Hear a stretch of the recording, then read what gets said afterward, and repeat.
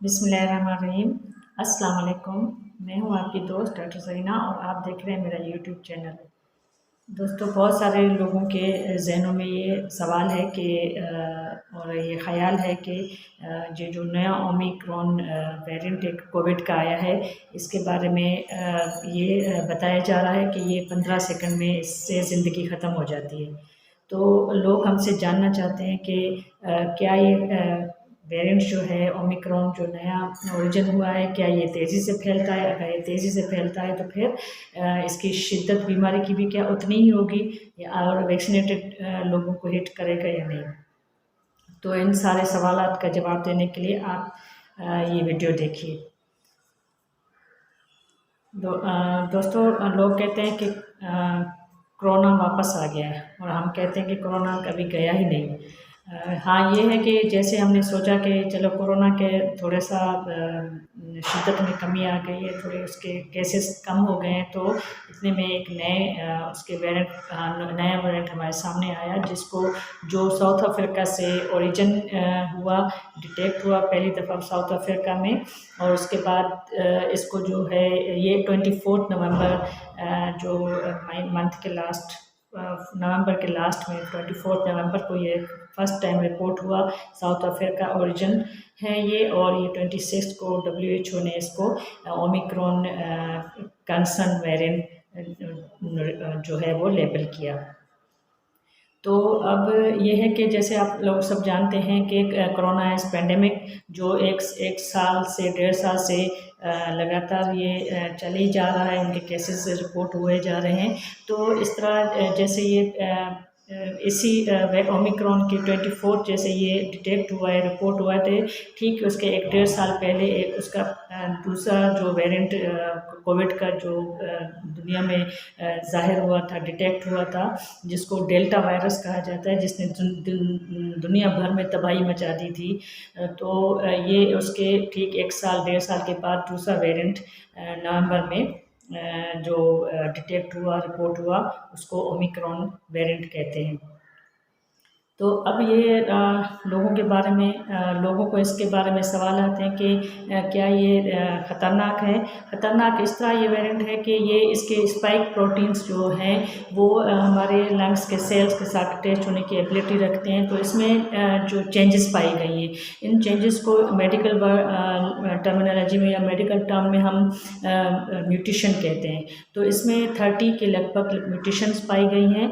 इसकी वजह से ये बीमारी जो है बहुत तेज़ी से फैलती है, एक से दूसरे को जल्दी से लगती है। अब दूसरा ये कि इसकी शिद्दत कितनी है, लोगों का दूसरा सवाल ये है कि इसकी शिद्दत कितनी, क्या बीमारी की शिद्दत भी उतनी होगी जितनी ये तेज़ी से फैलता है? तो बीमारी की शिद्दत का ये है कि अभी तक जितनी भी स्टडीज़ या रिपोर्ट्स सामने आई हैं, तो उसमें कहीं पे भी ये शो नहीं हुआ कि इस बीमारी की शिद्दत बहुत ज़्यादा है या बहुत ज़्यादा इसके नुकसानात हैं बॉडी के ऊपर। तो ये है कि जैसे डेल्टा वायरस में या जैसे कोविड में जो नज़ला ज़ुकाम बुखार ये हुआ था, साइन सिम्टम के साथ लोग आए थे, गले में दर्द और खांसी वगैरह, तो इस ओमिक्रॉन के साथ भी यही सारी चीज़ें, यही सारे सिम्टम्स लोगों में जो केसेस हैं उसमें पाए गए हैं। जैसे ये कि टेस्ट लॉस ऑफ टेस्ट और स्मेल और इसकी जो सेंस जो है वो लॉस हो जाते हैं। लोगों को खाने पीने का वो टेस्ट नहीं आता और स्मेल भी नहीं कर सकते। तो जिस तरह वो डेल्टा वायरस में डेल्टा वेरिएंट में था, इसी तरह ओमिक्रॉन में भी अभी तक कोई ऐसा रिपोर्ट नहीं हुआ। इसलिए जो है ये जो ओमिक्रॉन है ये बढ़ता तो तेज़ी से है, लेकिन ये इसकी शिद्दत कम है बीमारी की। और दूसरा ये है कि इसका तीसरा सवाल लोगों का ये होता है कि क्या वैक्सीनेटेड लोगों को भी ये हिट करेगा? तो ये है कि जी हाँ। तो ये जो ओमिक्रॉन है, इसने वैक्सीनेटेड ही जो लोग हैं या केसेस हैं, जिन लोगों ने वैक्सीनेट करवाई है, उनको ही हिट किया है, रीइन्फेक्शन के चांसेस हैं। तो ये यंग पीपल्स में डिटेक्ट हुआ है और वैक्सीनेटेड पीपल को ज़्यादा अफेक्ट किया है। तो अब ये है कि लोगों का ये कहना है कि वैक्सीनेशन जो है, फिर क्या फ़ायदा वैक्सीनेशन करवाने का, जब अगर हिट होता है वैक्सीनेशन को ही, वैक्सीनेटेड पीपल को ही हिट कर रहा है, तो फिर वैक्सीनेशन का क्या फ़ायदा है। तो वैक्सीनेशन का हमारा ये जवाब है कि वैक्सीनेशन का ये फ़ायदा है कि वैक्सीनेशन जो होती है वो सीवियरिटी को कम करती है, बीमारी की सीवियरिटी को कम करती है, डेथ रेट्स को कम करती है, और बीमारी के जो हॉस्पिटल के रेट हैं और एडमिशन के रेट है उसको कम करती है। आप हॉस्पिटल में नहीं, आप घर पे भी क्योर हो सकते हो। वैक्सीनेशन का ये फ़ायदा है, इसलिए वैक्सीनेशन ज़रूरी करवानी चाहिए। अब तक जो है ये ओमिक्रॉन जो है 12 ममालिक में डिटेक्ट हो चुका है। अभी तक पाकिस्तान में इसका कोई केस रिपोर्ट नहीं हुआ। तो आप लोग जैसे जानते हैं कि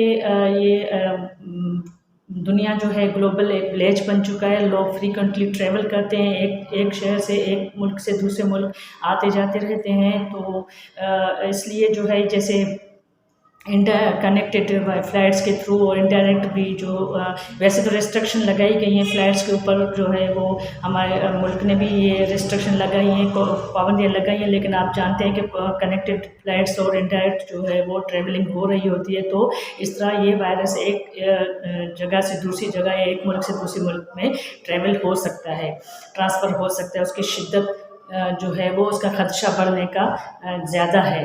तो इसलिए अब हमें करना क्या चाहिए, अब हम ये करना चाहिए कि जो ट्रैवलर्स जो आ रहे हैं, बाहर के मुल्क से आ रहे हैं या जिन ममालिक से आ रहे हैं, उनको पीसीआर अपना टेस्ट लाजमी करवाना चाहिए, क्योंकि ये ओमिक्रॉन टेस्ट पे जो है डिटेक्ट हो जाता है।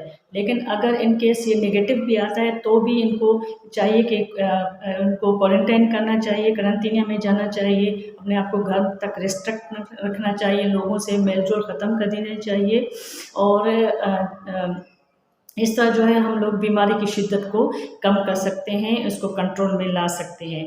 तो अब एक और भी सवाल ये पूछा जा रहा है कि ये सारी चीज़ें अगर हो रही हैं तो फिर वैक्सीनेटेड रीइन्फेक्शन के चांसेस भी हैं, वैक्सीनेटेड लोगों को भी किया ये हिट ज़्यादा कर रहा है और इसके अलावा तेज़ी से फैलता भी है। तो अब फिर क्या करें, फिर इसका क्या हल है? तो इसका वही हल है जो हम पहले दिन से कहते आ रहे हैं कि आप SOPs को फॉलो करें। वही वाली बात कि आप मास्क पहने, आप ओवर क्राउडिंग, जहाँ पे क्राउडिंग ज़्यादा है उसको अवॉइड करें, और दूसरा अपने घर को और अपने दफ्तरों को जो है वेंटिलेटेड रखें।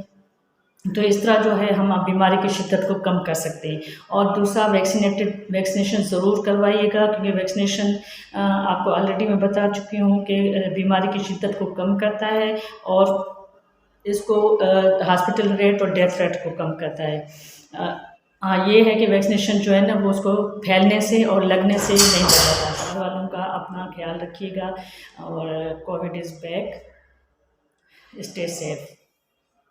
तब तक के लिए, अब न्यू वीडियो तक के लिए, अल्लाह हाफिज़, खुदा हाफिज़।